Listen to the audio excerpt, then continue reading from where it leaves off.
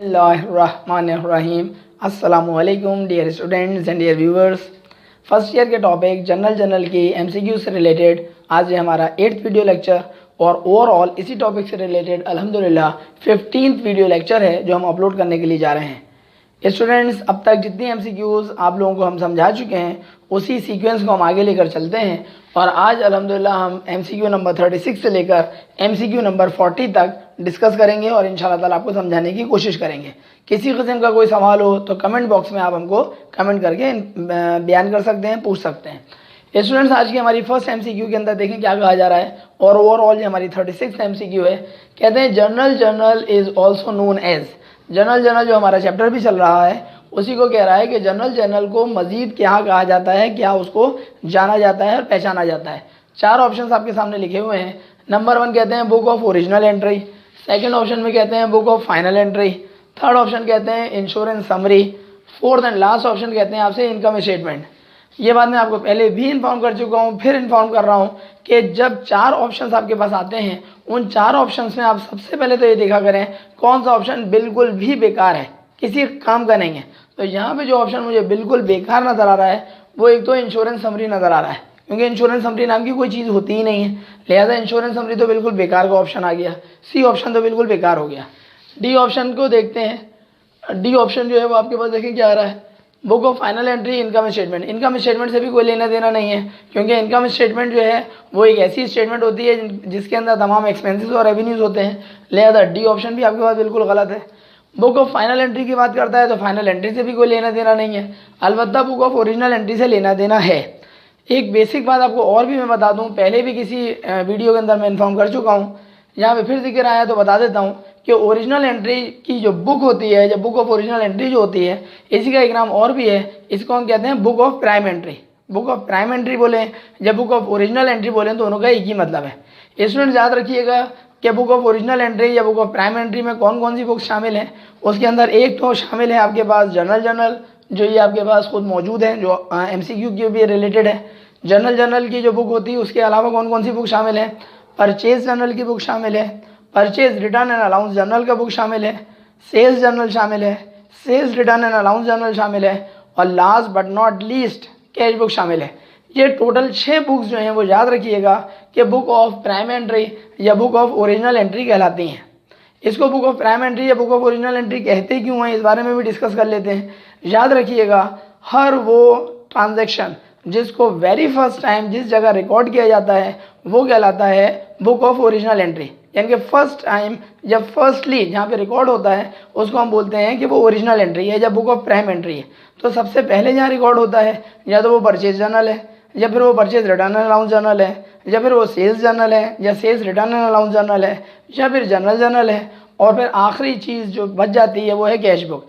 इन 6 में से जहाँ पर भी वो रिकॉर्ड हो वो बुक ऑफ प्राइम एंट्री या बुक ऑफ ओरिजिनल एंट्री का पार्ट बन जाता है। बताएं इस वक्त हमारे पास जो एमसीक्यू है उसमें कहते हैं journal is also known as, तो सही ऑप्शन है आपके पास बुक ऑफ प्राइम एंट्री। ये बुक ऑफ प्राइम एंट्री का मतलब क्या होता है स्टूडेंट्स, कि जो आपके पास ओरिजिनल एंट्री है या बुक ऑफ ओरिजिनल एंट्री है या बुक ऑफ प्राइम एंट्री है उसका ये पार्ट होता है जनरल। लिहाजा ए ऑप्शन हमारे पास सही जवाब कहलाएगा। जाते हैं नेक्स्ट एमसीक्यू की जानिब। नेक्स्ट एमसीक्यू में कहते हैं व्हेन कैश इज़ पेड, जब आपने कैश पे कर दिया हो इन एडवांस, पहले से किसी पार्टी को आपने एडवांस में अगर पेमेंट कर दी है टू सप्लायर, और वो पार्टी कौन है, या तो वो सप्लायर है या फिर वो वेंडर है। वेंडर बोलें सप्लायर बोलें एक ही बात होती है। वेंडर या सप्लायर कौन होता है स्टूडेंट्स, जिस पार्टी से आपने माल ख़रीदा हुआ हो और वो पार्टी से माल ख़रीदने के बाद अब आपने जिससे आप माल ख़रीद रहे हैं उसको आपने पेमेंट किस में कर दी है, एडवांस में। एडवांस का मतलब होता है पहले से। तो अगर आपने अपने सप्लायर को जिससे आप माल ख़रीदते हैं, गुड्स ख़रीदते हैं, स्टॉक ख़रीदते हैं, मर्चेंडाइज ख़रीदते हैं, उर्दू में कहा जाएगा सामान तिजारत ख़रीदते हैं, इन सब का एक ही मतलब है। जब आप उससे ख़रीदते हैं माल और उसको आपने पेमेंट कर दी एडवांस में, तो आपसे क्या किया जा रहा है, एंड गुड्स और सर्विसेज टू बी प्रोवाइडेड।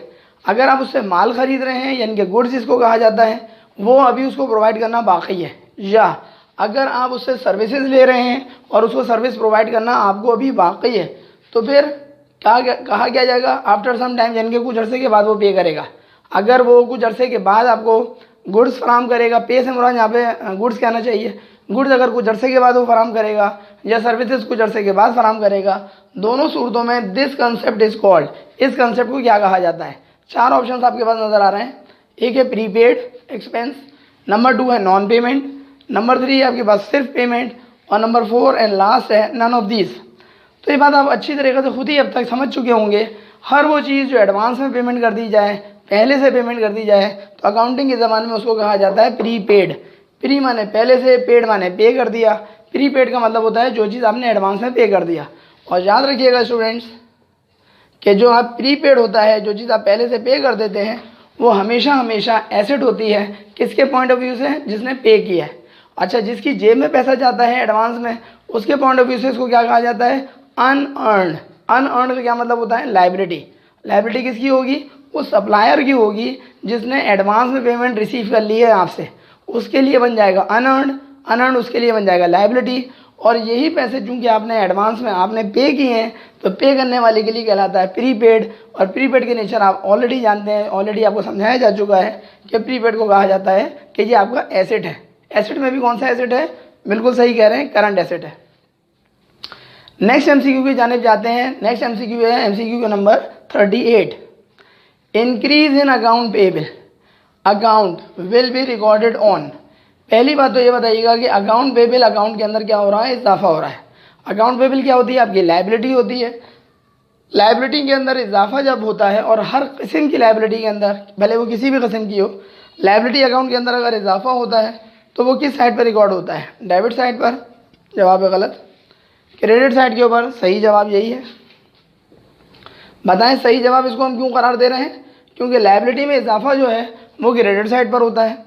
अच्छा, फर्ज करने लिखा होता decrease in account payable, liability यानी कि अकाउंट पेएबल में अगर डिक्रीज होता तो फिर इसका सही ऑप्शन हो जाता हमारे पास ए।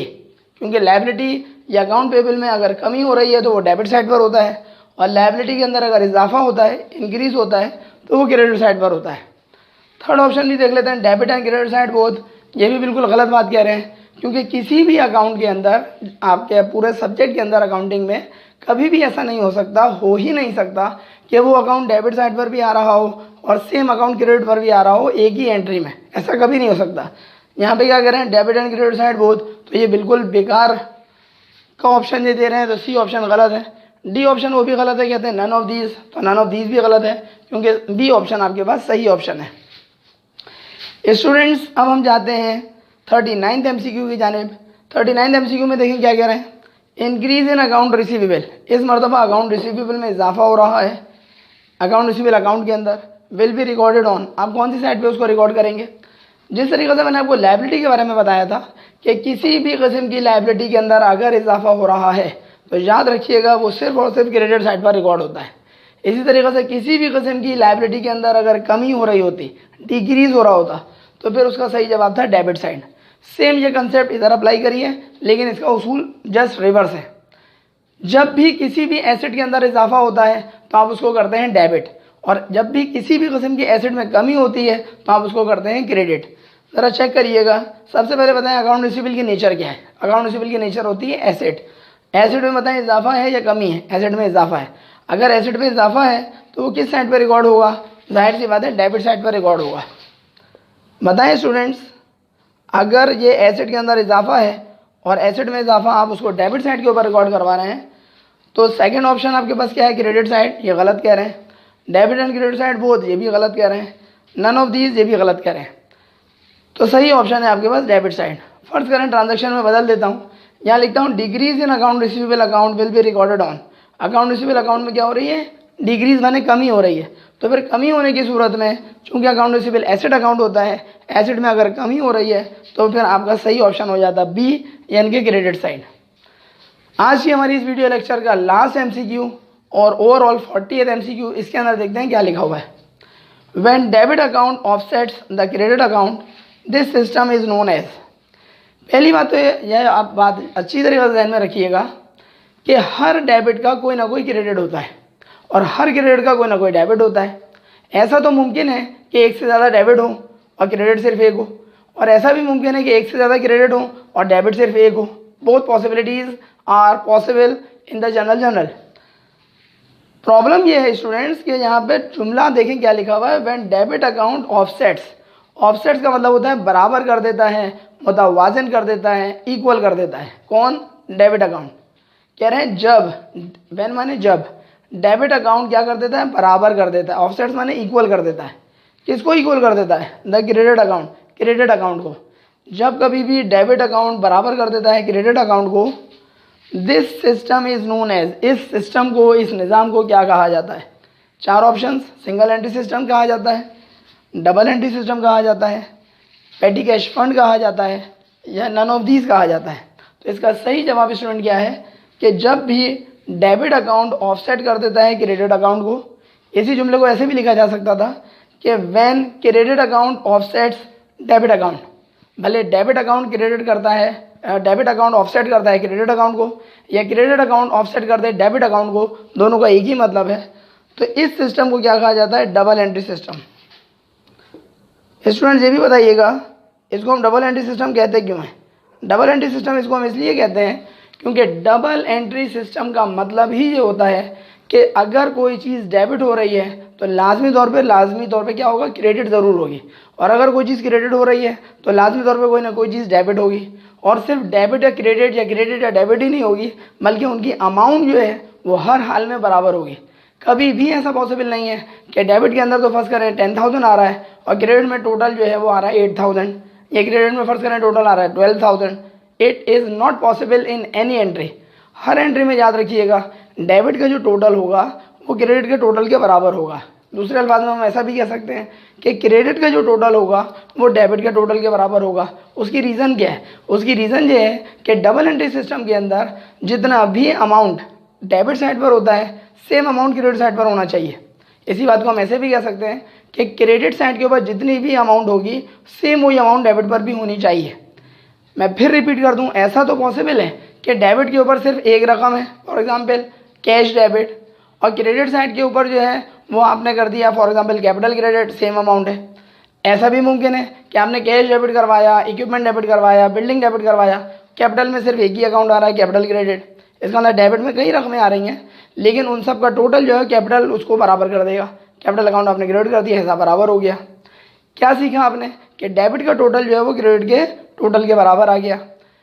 ये बताइएगा, फ़र्ज़ करें आपने जो है वो मर्चेंडाइज जो है वो क्या की हैं? बेची हैं। और मर्चेंडाइज आपने बेची हैं वो आपने फ़र्ज़ करें कैश पे भी बेची हैं, आपने उधार पे भी बेची हैं। तो एंट्री क्या बनाते हैं आप? कैश डेबिट करवाते हैं, अकाउंट रिसीवेबल डेबिट करवाते हैं, सेल्स क्रेडिट करवाते हैं। इसका मतलब फिर डेबिट आपको एक से ज़्यादा मिले और क्रेडिट में जो सेल्स की रकम है वो बराबर कर देगी किस चीज़ को? कैश और अकाउंट रिसीवेबल की रकम को। फ़र्ज़ करिए मामला उलट है, आपने मर्चेंडाइज ख़रीदी है, आपने मर्चेंडाइज फ़र्ज़ करें कैश पे भी ख़रीदी है, उधार पे भी ख़रीदी है। तो परचेजेस की जो रकम होगी वो क्रेडिट साइड के ऊपर कैश जा रहा होगा और क्रेडिट साइड के ऊपर अकाउंट पेबल भी जा रहा होगा। तो क्रेडिट साइड पे देखें दो अकाउंट्स आ गए, उन दोनों की जो रकमों का जो टोटल होगा वो डायरेक्ट सिर्फ परचेजेस की रकम के अंदर आ रहा होगा। सीखा क्या आपने? कि डेबिट का जो टोटल होगा हर हाल में क्रेडिट के टोटल के बराबर आएगा और क्रेडिट का जो टोटल होगा वो भी हर हाल में डेबिट के टोटल के बराबर आएगा। तो हमने स्टूडेंट्स इसका सही ऑप्शन बताया आपको कि डबल एंट्री सिस्टम है। सिंगल एंट्री सिस्टम क्या होता है? Single entry system second year में जब आप लोग इंशाल्लाह तशरीफ़ ले आएंगे फर्स्ट ईयर पास करने के बाद, तो पूरा ये चैप्टर आपको मिलने वाला है सिंगल एंट्री सिस्टम के उन्वान से, कि जिसके अंदर तमाम की तमाम ट्रांजेक्शन्स को हम डबल एंट्री सिस्टम के बुनियादों के ऊपर रिकॉर्ड नहीं करते। तो उसकी तफसीलात इंशाल्लाह आपको मिलेंगी सेकेंड ईयर अकाउंटिंग में। लिहाजा single entry system A option भी गलत हो गया, बी ऑप्शन हम बता चुके हैं वो सही है। सी ऑप्शन को देखते हैं, पेटी कैश फंड। जो लोग टॉपिक ये पढ़ चुके हैं वो अच्छी तरह से जानते हैं कि पेटी कैश फंड का इस बात से कोई लेना देना नहीं है। पेटी कैश फंड खुद फर्स्ट ईयर अकाउंटिंग का एक टॉपिक है, लिहाजा सी ऑप्शन भी गलत है। डी ऑप्शन में कहते हैं नन ऑफ दीज, ये भी गलत है क्योंकि सही ऑप्शन आपके पास बी मौजूद है। स्टूडेंट्स आज की इस वीडियो लेक्चर में हमने आपको जो चीज़ बताने की कोशिश की है वो ये है कि MCQs को आपको सही तरीके से अगर अटैम्प्ट करना है, सही तरीके से आपको उसका इंतखाब करना है, तो ये बात दिमाग में रखिएगा, जो MCQ बिल्कुल गलत लगती है उसको तो वैसे ही आप साइड में कर दें, और जो MCQ आपको सबसे ज़्यादा अप्रोप्रिएट लगती है, सही लगती है, उस पर आपको निशान लगाना पड़ेगा। लेकिन उस पर निशान लगाने के लिए बेसिक बात ये है कि आपका कंसेप्ट स्ट्रांग हो, और कंसेप्ट स्ट्रांग होते हैं याद रखिएगा बुक रीडिंग के ज़रिए। नंबर 2 लेक्चर्स को अटेंड करने के ज़रिए। अगर ये 2 काम आप करेंगे तो यकीनन आपका MCQs का पोर्शन जो है वो इंशाल्लाह ताला बहुत अच्छा साबित हो सकता है।